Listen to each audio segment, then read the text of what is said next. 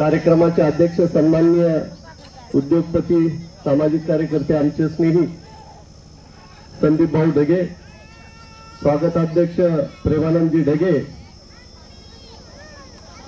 परभणीहून आलेले बाळासाहेब गोडबोले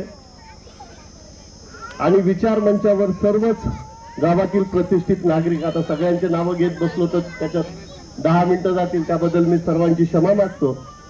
आणि उपस्थित माझ्या माता भगिनींनो, बांधवांनो, डॉक्टर बाबासाहेब आंबेडकरांची जयंती साजरी करत असताना 2 लहान लहान मुलींनी अत्यंत चांगल्या पद्धतीनं डॉक्टर बाबासाहेब आंबेडकर या नावामध्ये काय ऊर्जा आहे, एक काळ ज्या पद्धतीने बदलत गेला, कुठं आमचा पूर्वाश्रमीचा असलेला समाज आणि आजच्या समाजामध्ये असलेलं स्पिरिट,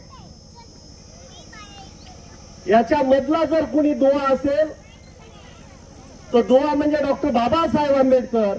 आणि त्या डॉक्टर बाबासाहेब आंबेडकरांच्या विचारामुळं, बाबासाहेब आंबेडकरांच्या परिवर्तनवादी विचाराच्या क्रांतीमुळं ही एक क्रांती घडू शकते.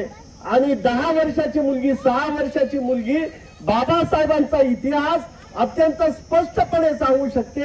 ही किमया केवळ डॉक्टर बाबासाहेब आंबेडकरांच्या विचाराची आणि परिवर्तनाची आहे. ही गोष्ट आपण लक्षात घेतली पाहिजे. मित्रांनो, आपण सातत्यानं सांगत येतो की बाबासाहेबांची जयंती ही केवळ भारतात नाही तर जगामध्ये साजरी होते. देशातल्या अनेक राज्यांमध्ये, अनेक राष्ट्रांमध्ये ती साजरी होते. तेव्हा ही गोष्ट स्पष्ट होते की डॉक्टर बाबासाहेब आंबेडकर हे केवळ भारताचे उद्धारकर्ते नाहीत तर या जगाचे उद्धारकर्ते आहेत. ही गोष्ट आपण या निमित्तानं लक्षात घेतली पाहिजे. दुर्दैव की 75 वर्षानंतर सुद्धा भारतामध्ये बाबासाहेब समजून घ्यायला वेळ लागतो. बाबासाहेबांचं तत्वज्ञान, बाबासाहेबांच्या शैक्षणिक, राजकीय, सामाजिक आणि आर्थिक, शेतकऱ्यांच्या बद्दल असलेलं वैचारिक मंथन हे समजून घ्यायला 75 वर्ष भारताला कमी पडतात. परंतु आज जर अमेरिका बघितलं, आज जर बाहेर देशातला श्रीलंका बघितलं, आज जपान बघितलं तर ही राष्ट्र बाबासाहेबांना आपलं मॉडेल मानतात. बाबासाहेबांना आपलं मॉडेल मानतात आणि बाबासाहेबांच्या आर्थिक, राजकीय, सामाजिक विषयावर ते अभ्यास करून आज प्रगतीच्या वेगळ्या दिशेला आहेत. परंतु दुर्दैव की बाबासाहेब या भारतात जन्मतात, बाबासाहेब या भारतातली कर्मभूमी बाबासाहेबांची असताना सुद्धा बाबासाहेबांना केवळ बौद्ध आणि महार जातीच्या चौकटीमध्ये गुंतवलं जातं. हे भारताचं सगळ्यात मोठं दुर्दैव आहे. ही गोष्ट आपण लक्षात घेतली पाहिजे. आम्ही जयंत्या साजऱ्या करतो, बाबासाहेबांना, डॉक्टर बाबासाहेब आंबेडकरांना या देशाचे घटनाकार म्हणून म्हणतो. परंतु आजही बाबासाहेब हे केवळ दलितांचे पुढारी म्हणून या भारतामध्ये गणलं जातं. ही सगळ्यात मोठी दुर्दैवाची गोष्ट आज या जयंतीच्या निमित्तानं आपण लक्षात घेतली पाहिजे. शिवाजी महाराज या देशाला महात्मा फुलेंनी सांगितले. परंतु महात्मा फुलेंना सुद्धा केवळ माळी समाजाचे म्हणून आजही भारतामध्ये खोदल्या जातं. की महापुरुषांच्या बाबतीमधली असलेली भारताची एक कमजोरी म्हटलं तरी मला वाटतं वावगं ठरणार नाही. या जयंतीच्या निमित्तानं अधिक न बोलता एक गोष्ट तुम्हाला सांगतो आणि मी थांबतो, कारण मलाही जायचंय, पाहुण्यांनाही जायचंय. मित्रांनो, या देशामध्ये एक सटवी नावाची देवी होती. नाव माहितीये का सटवीचं? माहितीये ना? ही सटवी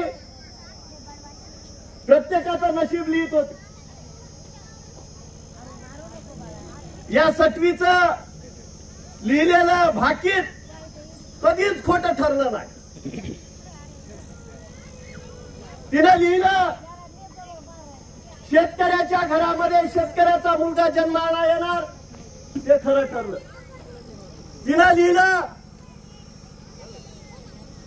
ब्राह्मणाच्या घरी ब्राह्मणाचा मुलगा जन्माला येणार, ते खरं ठरलं. तिनं लिहिलं मागाच्या घरी मांग जन्माला येणार, ते खरं ठरलं. तिनं लिहिलं बौद्धांच्या घरी महाराजच्या घरी महाराजचं लेकरू जन्माला येणार, हे खरं ठरलं. परंतु तिला माहित नव्हतं, तिला माहित नव्हतं की या देशामध्ये एका महाराच्या पोटी महाराचा मुलगा जन्माला येणार आणि या देशाची भारतीय राज्यघटना लिहिणार, हे भाकीत तिचं खोटं ठरलं.